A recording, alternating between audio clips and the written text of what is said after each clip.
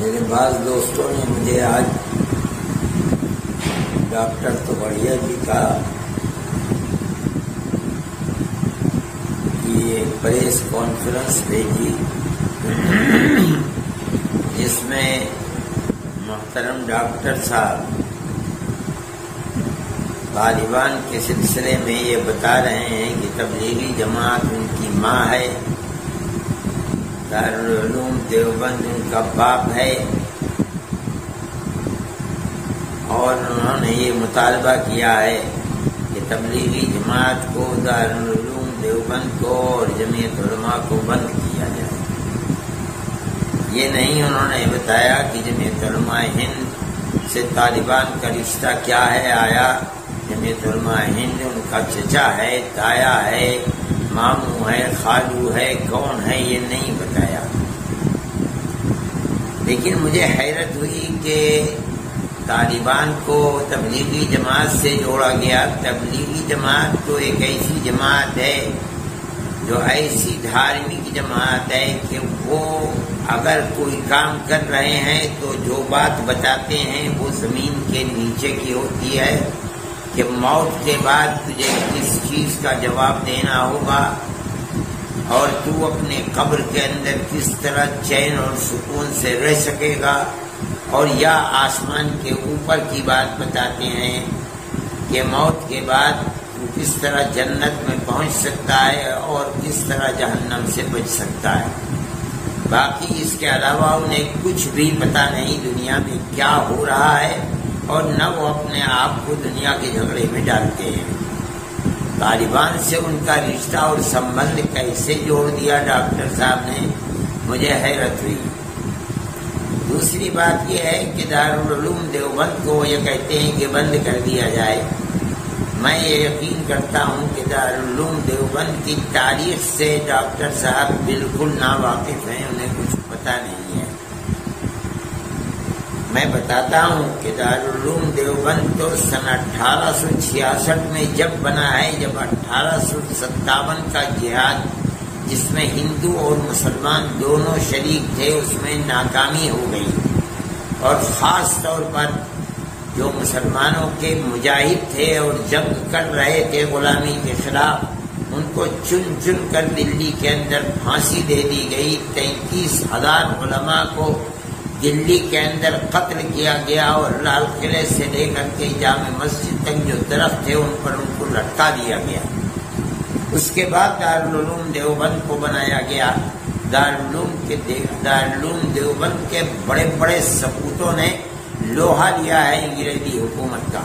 Doctor صاحب نہیں جانتے کہ حضرت شیخ الہند مولانا محمود حسن یہیں سے پڑھ کر کے نکلے تھے، جن کو مسٹر مسٹن یہ کہا کرتا تھا کہ اگر شیخ الہند کو جلا کر راکھ کر دیا جائے تو اس کی راکھ سے بھی انگریز کی دشمنی کی بو آئے گی۔ وہ آدمی ایسا ہے کہ جو مالٹا کی جیل تک پہنچ گیا اور انگریز نے گرفتار کر کے ان کو 7 سمندر پار وہاں بھیج دیا۔ مالٹا کی جیل کے اندر شیخ الہند گئے اور 4 سال رہے۔ وہ دارالعلوم دیوبند سے پیدا ہوئے تھے۔ مالٹا کی جیل میں مولانا عزیر گل گئے، وہ دارالعلوم دیوبند سے پیدا ہوئے تھے۔ حکیم نصرت حسین غازی پور کے تھے، وہ گئے، وہ دارالعلوم دیوبند کے طالب علم تھے، اور ایسے طالب علم تھے کہ وہ وہیں مر گئے اور وہیں ان کی قبر ہے مالٹا کے اندر۔ ان سے انگریز نے کہا جب بیماری لمبی ہوئی کہ ہم آپ کو معاف کر دیں گے، آپ جائیں اپنے وطن میں۔ انہوں نے کہا کہ مجھے مرنا منظور ہے، اپنے وطن کی زندگی منظور نہیں ہے کہ میں انگریز سے معافی مانگ کر کے یہاں سے جاؤں۔ چنانچہ مر گئے اور وہیں دفن ہو گئے۔ مولانا مدنی دارالعلوم دیوبند کے فارغ ہیں، مالٹا کی جیل میں رہے۔ مولانا وحید احمد دیوبند کے فاضل ہیں، مالٹا کی جیل کے اندر رہے۔ یہ دارالعلوم دیوبند کا کردار ہے۔ دارالعلوم دیوبند نے جن لوگوں کو پیدا کیا ہے انہوں نے ملک کی آزادی کے لیے اپنے آپ کو قربان کر دیا ہے۔ میں ڈاکٹر صاحب سے پوچھتا ہوں کہ آپ دارالعلوم دیوبند کو بند کرانا چاہتے ہو، یہ تو بتاؤ کہ آپ نے اس ملک کی آزادی کے لیے اور انگریز کی غلامی کی زنجیروں کو توڑنے کے لیے کیا کردار ادا کیا ہے، اور آپ کے پوروجوں نے کیا کردار ادا کیا ہے۔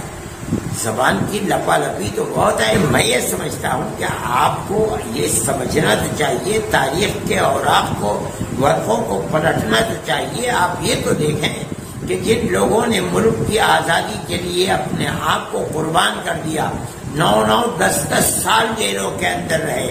مولانا مدنی سہارنپور کی جیل میں رہے، مالٹا کی جیل میں رہے، مراد آباد کی جیل میں رہے، بریلی کی جیل میں رہے، نینی جیل الہ آباد میں رہے، سابرمتی جیل میں رہے، مولانا عبد الرحمان جیلوں میں رہے. یہ سب کون تھے؟ کہ وہی تھے جن کو دارالعلوم دیوبند نے پیدا کیا تھا. آپ کوئی مثال پیش کریں، آپ یہ بتائیں کہ آپ نے کیا ملک کی آزادی کے لیے قربانی دی ہے. آزاد ملک آپ کو مل گیا اور آپ کو آگے بڑھا دیا گیا. آپ آگے بڑھ کر کے یہ بات کر رہے ہیں، مگر یہ بات حقیقت کے خلاف ہے.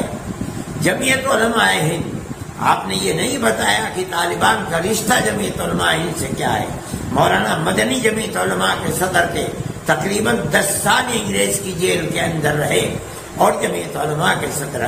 آج بھی جمعیت علماء کا ایک کردار ہے اور وہ یہ ہے کہ جمعیت علماء مذہب کی بنیاد پر 2 قومی نظریے کو نہیں مانتی.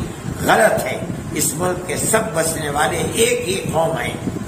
جمعیت علماء اس بنیاد کے اوپر جو کام کرتی ہے اس کام کے اندر ہندو مسلم کی کوئی تفریق نہیں ہوتی.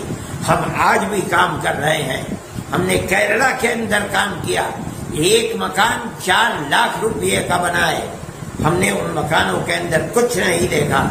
ہندو ہے تو اس کو مکان بنا کر کے دیا، عیسائی ہے تو اس کو مکان بنا کر کے دیا، مسلمان ہے تو اس کو مکان بنا کر کے دیا. ڈاکٹر صاحب محترم، آپ ثابت کریں کہ آپ نے پیڑت ہندوؤں کے لیے کام کیا ہے تو کئی مسلمان پیڑت مسلمانوں کے لیے کام کیا ہے. آپ نہیں پیش کر سکتے. ہم آج بھی کام کر رہے ہیں. آپ کا یہ بیان بمبئی کے لیے، ہم بمبئی کے اندر کام کر رہے ہیں، کوکن کے علاقے کے اندر. آپ نہیں سمجھتے ہیں ہم نے کتنا کام مسلمانوں کے لیے کیا ہے اور کتنا کام ہندوؤں کے لیے کیا ہے. ہمارے یہاں کوئی تفریق نہیں. ہم نے 33 مکان ہیں جن مکانوں کو ہمیں مکمل بنا کر کے دیا. میں آپ سے کہتا ہوں کہ اس کے اندر سے 15 مکان غیر مسلموں کے ہیں جن کے اندر ہم بنا کر دے رہے ہیں. اس کے اندر 1-2 مکان مرمت کے بھی ہیں، باقی ہم پورے مکان بنا کر کے دے رہے ہیں. ایک مکان کے اوپر خرچ 3.5 سے لے کر کے 4 لاکھ روپے تک ہے. ہمارے نزدیک سب ایک قوم ہے، 2 قومیں نہیں ہیں. یہ آپ کا نظریہ ہے، ہمارا نظریہ تو ایک ہی ہے. یہ کام جمعیت علماء ہند کر رہی ہے. آپ یہ چاہتے ہیں کہ اس دروازے کو بند کیا جائے تو آپ یہ بتائیے کہ کام کرنے کا طریقہ کیا ہے. آپ مجھے یہ بتائیے اور آپ میڈیا کے اندر بولیے کہ آپ نے کتنے کام کیے ہیں جس کے اندر پریشان حال اور پیڑت ہندوؤں کی آپ نے مدد کی ہے تو مسلمانوں کی بھی مدد کیا. آپ بتائیں، پھر اس کے بعد کہیں کہ جمعیت علماء کے دروازے کو بند کر دیا جائے. میں یہ سمجھتا ہوں کہ آپ کو تاریخ پڑھنی چاہیے، سمجھنی چاہیے. سب کو ایک ہی لاٹھی سے نہیں یہاں کہا جا سکتا. آپ جو بات کہیں، آپ ایک ذمہ دار آدمی ہیں. اس کے بعد آپ یہ بات کہیں. جن چیزوں کو، جن اداروں کو آپ بند کرنا چاہتے ہیں، یہ ادارے تو ہندوستان کی جان ہیں اور صحیح رخ کو پیش کر رہے ہیں. میں نہیں مانتا کہ کسی مذہب کا ماننے والا اس نفرت کی سیاست کو قبول کرے گا. جو کر رہا ہے وہ کسی مذہب سے تعلق نہیں رکھتا، ایک غلط بات کر رہا ہے. میں یہ سمجھتا ہوں کہ آپ کو سمجھ بوجھ کر بات کرنی چاہیے، غلط بات اپنی زبان سے نہ نکالنی چاہیے. میرے دل میں آپ کی قدر ہے، آپ ایک محترم آدمی ہیں. مجھے تکلیف ہوئی کہ آپ جیسے آدمی، شہرت یافتہ آدمی ایسی بات کرے. میں اس بات کو غلط سمجھتا ہوں. میں نے آپ کا ایک دوسرا ویڈیو بھی سنا تھا. ایک صاحب نے مجھے سکھلایا جب موہن بھاگوت جی نے آسام کے اندر یہ کہا کہ ملک کے اندر کوئی تفریق نہیں ہے، ہندو اور مسلمان سب ایک دوسرے سے ملے ہوئے ہیں. ان کے رگوں کے اندر جو خون دوڑ رہا ہے وہ ایک ہی خون ہے، کوئی تفریق نہیں ہے. اس کے اوپر آپ موہن بھاگوت جی کے اوپر کتنا ناراض ہوئے.